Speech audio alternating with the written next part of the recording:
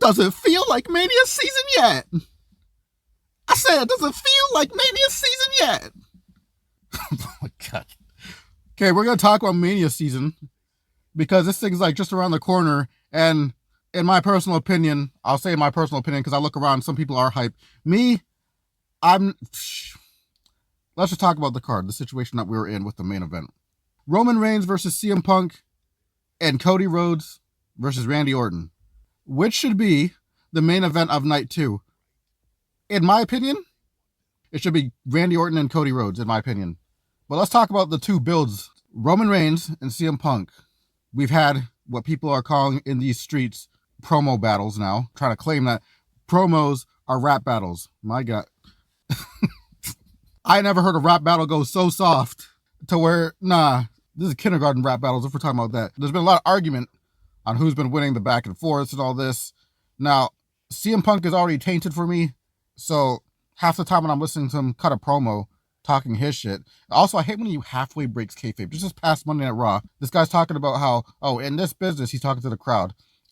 This is the shit-talking game. And then he's always bringing up how, like, his thing is, like, on the mic. It's like, stop it.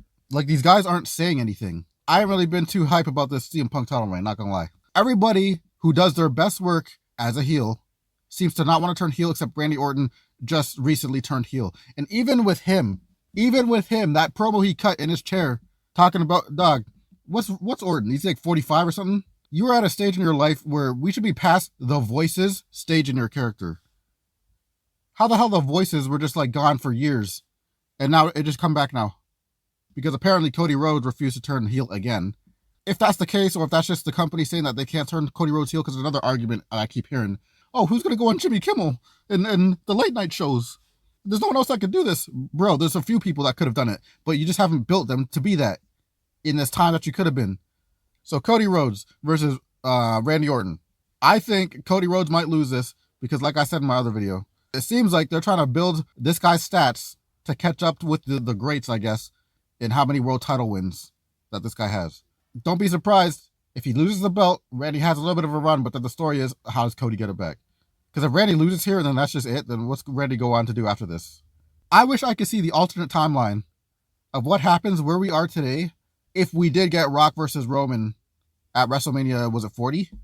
Instead of the whole finish the story thing. Because the finish the story thing, as we've seen now, that could have waited.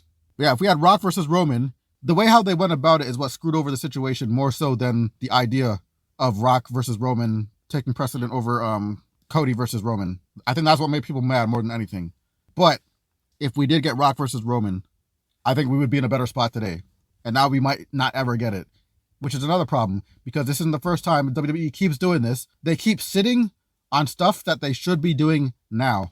I don't know what they're waiting for. It's like they're afraid to pull the trigger because they know probably deep down in their hearts and in their pens that they got nothing after the shit. So they don't want to play their cards too early. But yeah, they just sit there and wait on everything. This is how long... Okay, obviously you had the whole Grayson Waller and...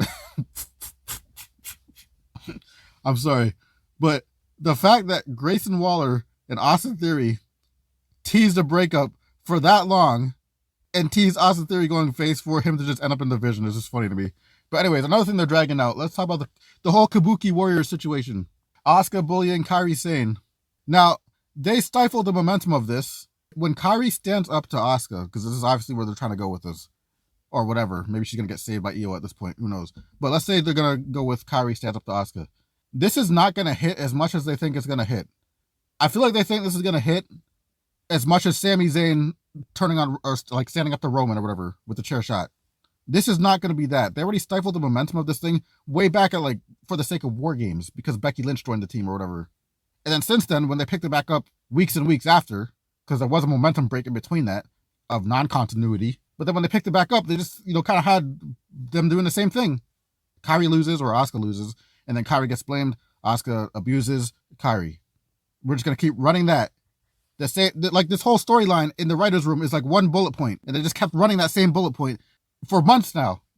And then they're going to expect people to be hype when Kairi... You might get a little bit of a pop, but the momentum that follows afterwards, because they're probably not going to push Kairi Sane into anything serious anyway after that. So it's like, what are we doing here? I like the Kabuki Warriors. I love Asuka.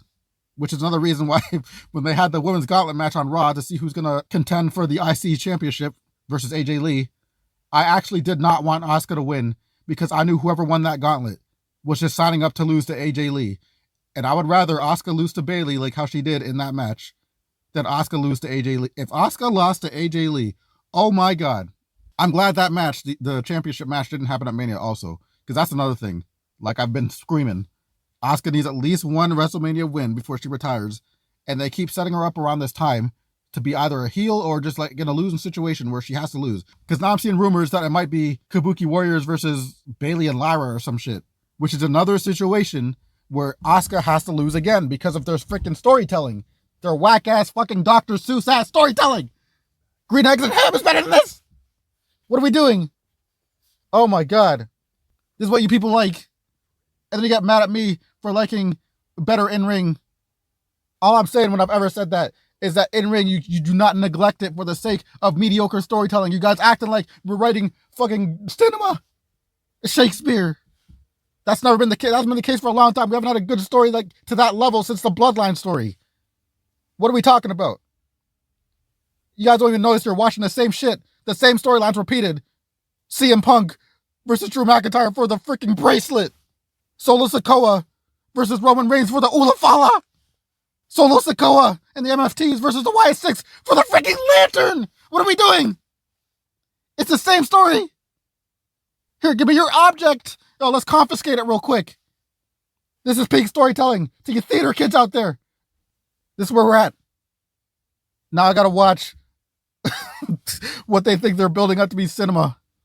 Kairi standing up to Asuka, and then the dream situation I see on Twitter.